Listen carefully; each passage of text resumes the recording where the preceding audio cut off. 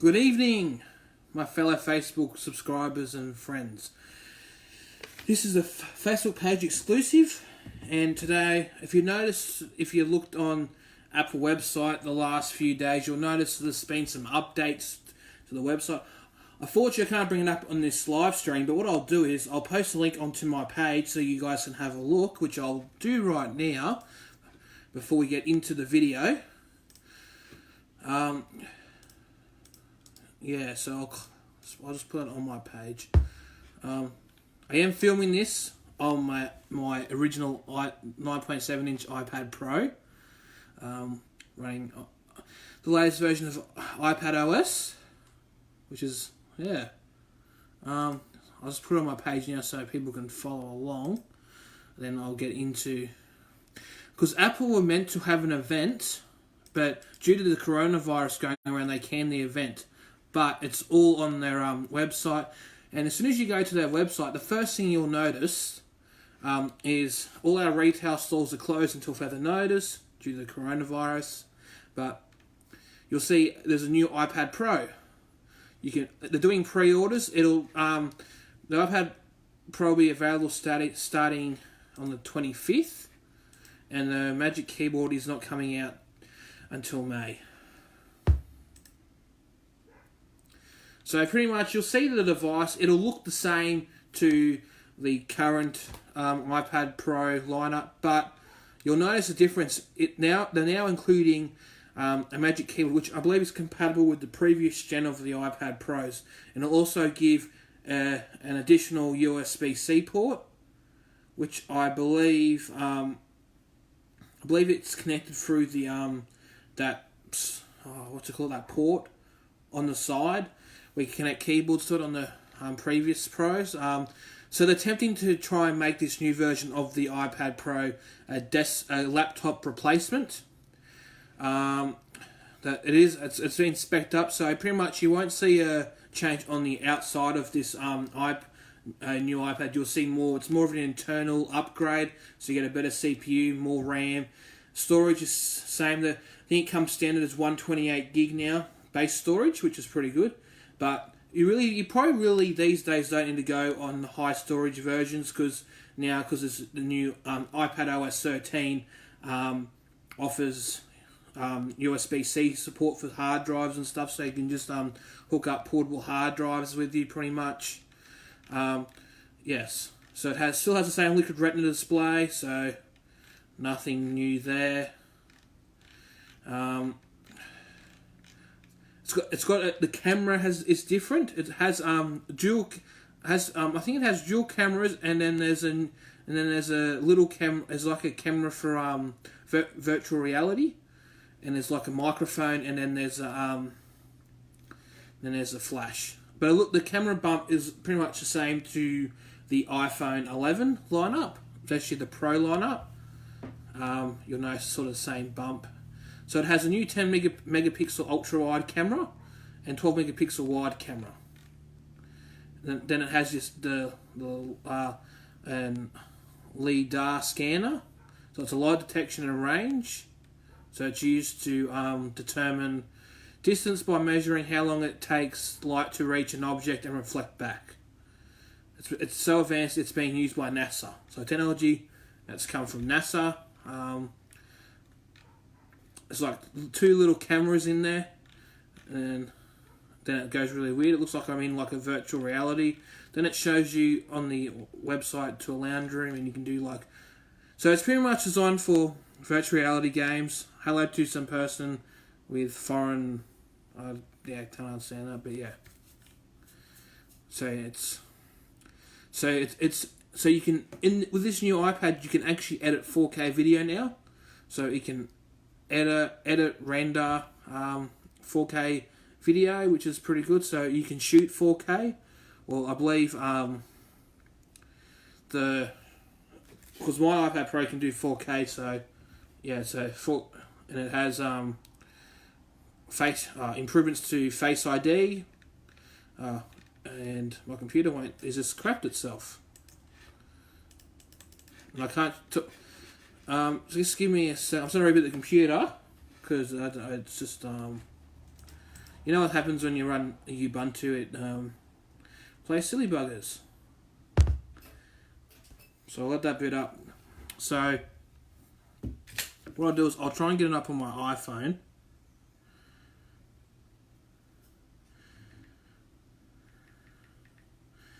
For some reason, sometimes that's a Unix thing where it'll just crash on random. Don't take much to crash. It's just you get these weird crashes where the system will just lock up and crash. So what I'll do is I'll go on the iPhone until I can get it back up. So if you want to ask any questions or anything, your opinions, please feel free to put them in the comments. So yeah, we can have a look. So it says its performance is faster than the PC. So it has an A12Z Bionic CPU chip.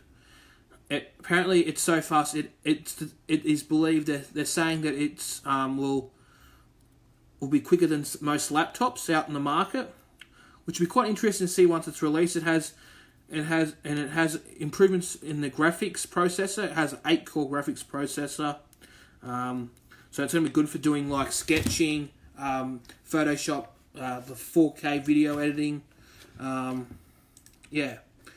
So it's pretty much a professional iPad. So it's perfect if you those people that do vlogging and stuff like that. Perfect to go out to cafes and you have a coffee and you can do your video editing, or especially if you're in like uni or something and you do like photography and stuff like that. It's gonna be handy to do your Photoshops, or if you're in media, stuff like that. It's gonna be pretty handy for that.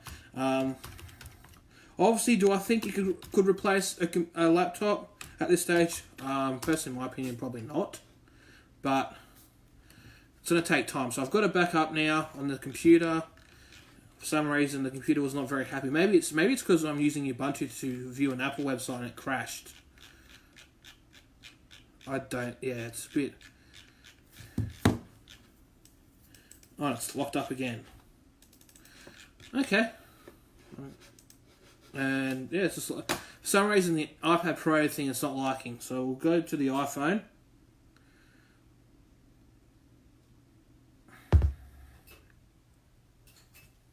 Technology for you guys.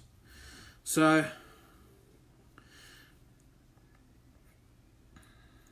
it's designed to work with Pro apps. It's got multitasking, which you believe, as you can see in iOS 13. But with the Magic Keyboard, it floats, it's saying. So I'll see if I can get it up on the phone here. I don't know how good that looks, but that's sort of what it looks like. Focus. So it sort of looks like that, but the design's the same. You can adjust the angle. I'll see if I can get my phone here. So it acts like a laptop sort of thing, and it has the extra USB-C port, and there's the keyboard. So I believe rumours with iPadOS 14, it will offer basic mouse support.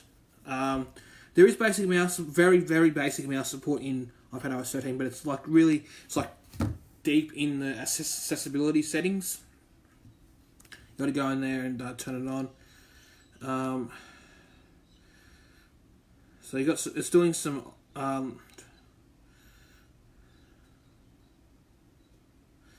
so it's added it's not like a cursor, it's like a little circle thing, and you got the Apple Pencil, which is the same as the current, which you just clip onto the top, same as the previous generation. Take notes, mark up, connectivity. So it has so you can connect an external display like you did the previous model. Has Wi-Fi improvements to Wi-Fi and LTE connections. So has Wi-Fi 6, gigabit class LTE, which is 4G for us. USB-C port and full speaker audio, which I got the original 9.7-inch iPad Pro, and the full speaker is brilliant, crisp. I wouldn't be surprised it's an improvement there, but the sound's really good. Has AR, augmented reality, accessibility, accessories. You could get up to $320 in credit towards on your iPad when you trade in, but I don't know if you can trade in at the moment until this coronavirus outbreak stops. But you can compare them. So it comes in a 12.9 inch, 11 inch, up to a terabyte. Support for the second gen. And then you got the other iPad Airs, iPad Mini, same variant. So what I'll do is I'll go back to home. So they've redesigned the MacBook. Well, the MacBook Air didn't get really much of a redesign. It's gone back to they got rid of the butterfly switches in the keyboard because there was a lot of complaints with the butterfly switches where the keyboard will stop working. It wasn't comfortable to type on. So they've gone back to the design of the 2015 MacBook Pro design with the keyboard because people love that keyboard and it was quite a solid keyboard. So they've put those keys back in. It's changed the configuration, so it starts. Base model is 256 gigabytes, which can go up to 2 terabyte. Has the latest Intel CPU. There is rumours going around that they're going to put. There's been rumours going around for ages or years that Apple were going to go to their own chipset for the MacBooks and iMac lineup, which I believe we're going to get a redesigned iMac later this year. Plus with the new iPhone line. It was supposed to get an iPhone launch this event. It was supposed to be called the iPhone 9, which was the iPhone SE2 or the iPhone SE replacement. So it was going to be a low-end cheap iPhone. It was pretty much going to look like an iPhone 8 because they're pretty much recycling iPhone 8 parts with the A13 chip and one camera, Touch ID. It's going to be a basic line. You're not going to have all the features of the 11 Pro. But yeah, so students have got a deal on this MacBook Air starting at almost $1,500. So these have gone up over the years. So it's improvement in speed, choosing 100% recycled aluminium. So I'll be happy for the greenies out there. 4 million pixels. So the screen hasn't changed much. It's not like the 16-inch MacBook Pro with a very thin bezel display. It has high resolution, true tone technology, razor sharp text clarity, 48% more colours. Works hard, travels light, so performance is pretty good. So it's got the latest quad core Intel Core i7. So it's gone from, instead of being dual core, I believe before the previous model, it's gone up to quad core now. So it's got 80% faster. It's got the latest Intel Iris graphics, so it's a bit more faster, better graphics. So you can probably do a bit of low-end video editing. I wouldn't do 4K or anything on it, but it could handle basic video editing, basic Photoshop, which is pretty much in Australia. You don't need to be editing in 4K because even our internet connection cannot handle 4K. So it's got up to 16 gig of RAM. So it's 33 megahertz of memory. That's the memory type.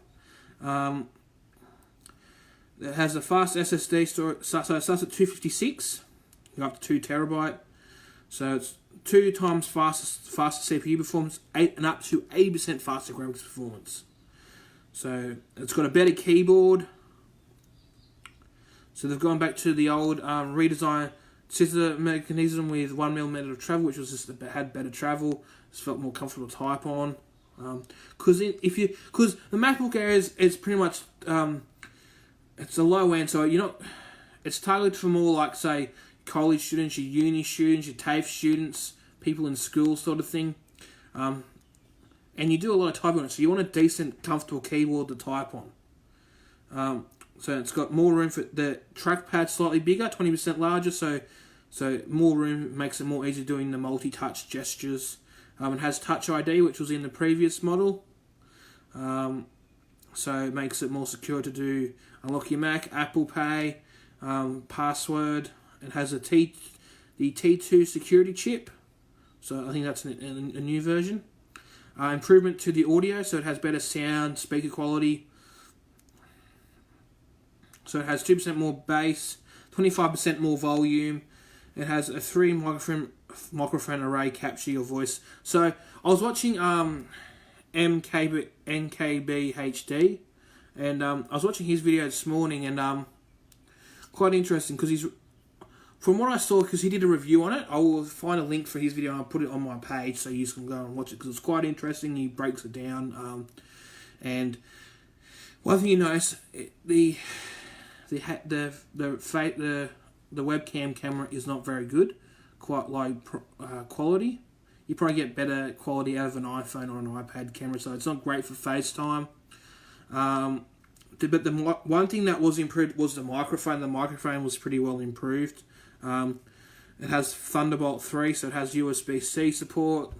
I wish they had USB and a card reader because I feel that's one thing that the MacBook Pro should have is USB because it's a Pro and not everyone's going to have a USB. I'm still on USB 2. I haven't, and I've got a USB 3 port, but I'm behind the times. I've still got I'm still using USB A.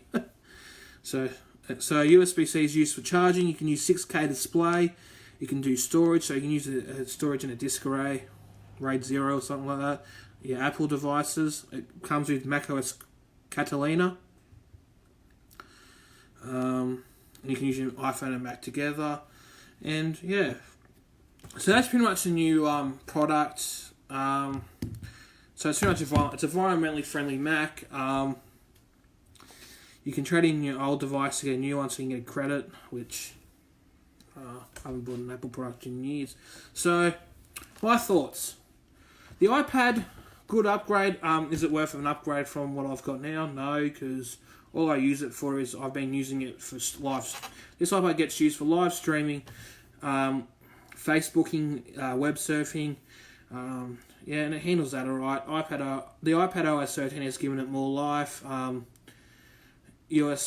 And it's got USB support, so I can plug a hard drive and stuff into it, transfer data, and I can do basic video editing. If I was on like a holiday, if I was doing like a vlog or something, I can plug me iPhone, or I can use AirDrop on my iPhone and transfer it to my iPad, and I can just edit the video on my iPad and then upload it to YouTube or my Facebook page, which is pretty handy. It's one thing I do like about the iPad OS 13. Is it worth an upgrade? So if you're going to uni and you need something for or if you're doing like photography, media, computer technology, or going to uni doing those subjects, or if you work in IT or something like that, it'd be a handy device to have.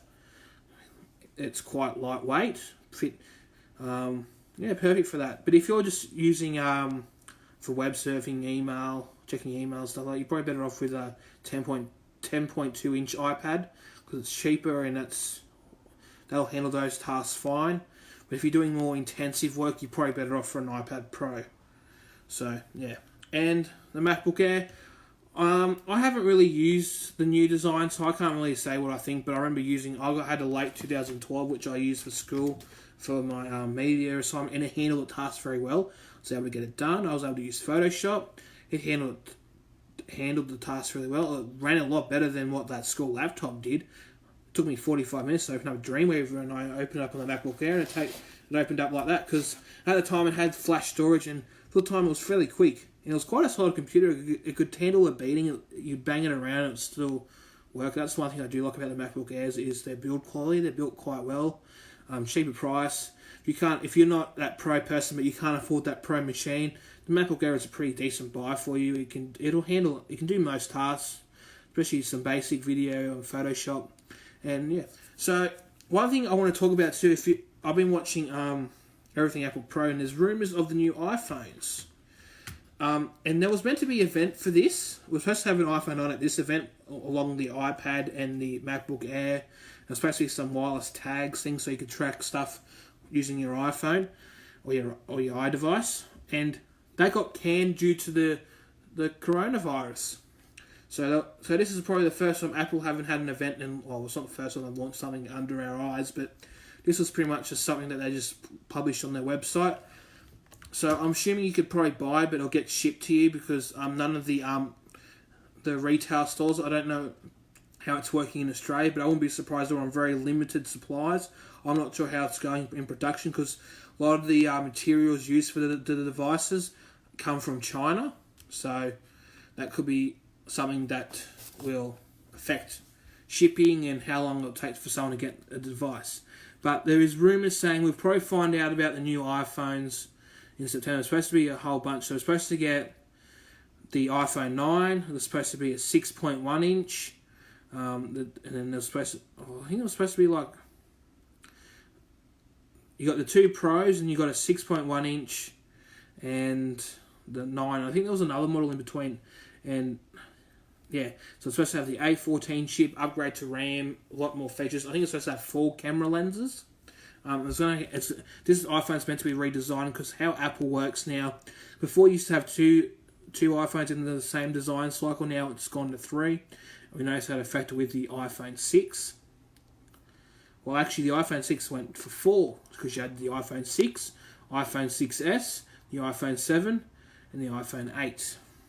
Then the 10's gone through the same thing. So you got the iPhone 10's gone through 3 cycles. So you got the iPhone 10, iPhone 10s, and the iPhone 11. It's all in the same. They all look the same, just except for the back on the iPhone 11, in that it's got a matte finish on the back. That's the only difference. But yeah, and iOS 14 is supposed to get a lot of more updates. I'd like to see a redesign features. I'd like to see more of the design that you could do, the features that you get from the jailbreaking community into the new iOS 14. Yeah, and anyone that's got an iPhone 10 or anything with an A11 chip and lower, you pretty much can jailbreak any version of iOS. I'll put a link in for iCrack Your Device, the link, and plus a link for the Best Tech Info website, which gives you all the information for jailbreaking, if there's a jailbreak available for your device on the current firmware version. And best advice, if you're going to jailbreak, keep it to the lowest version as possible. So the lowest iOS 13 or iOS 12, and yeah. And rumours going around too with this new iOS 14 update, every iPhone that's running iOS 13 will get iOS 14. For the iPads, it's going to be different.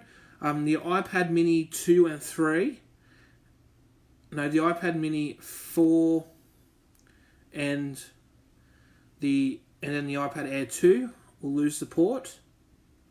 And I believe it'd be, the iPad Pro 9, and up, the first generation. And yeah.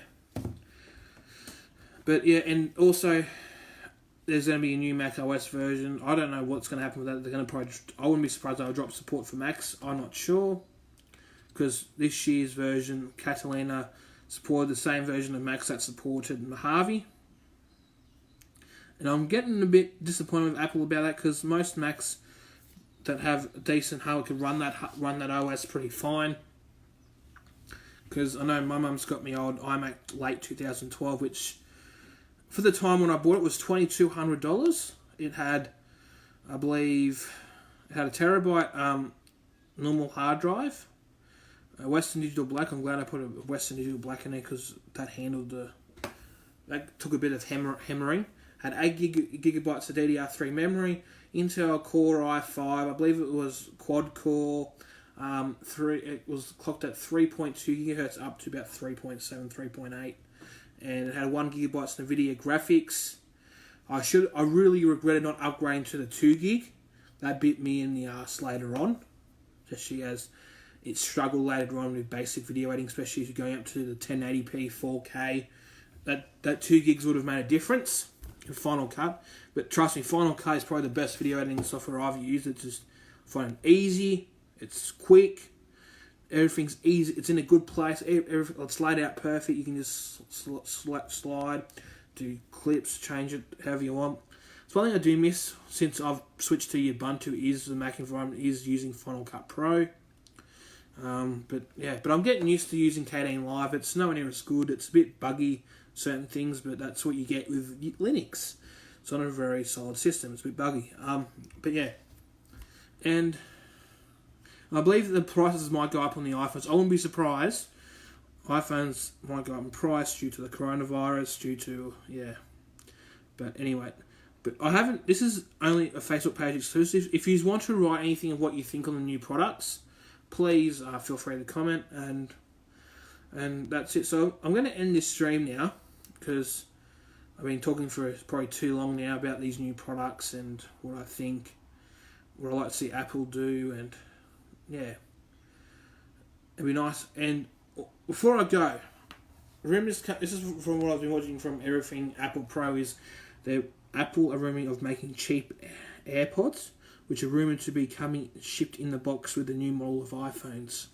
That is a rumor. I'm not sure how true it is, but I guess we'll find in September, and June will be when we find out about iOS 14, which I'll do another stream on.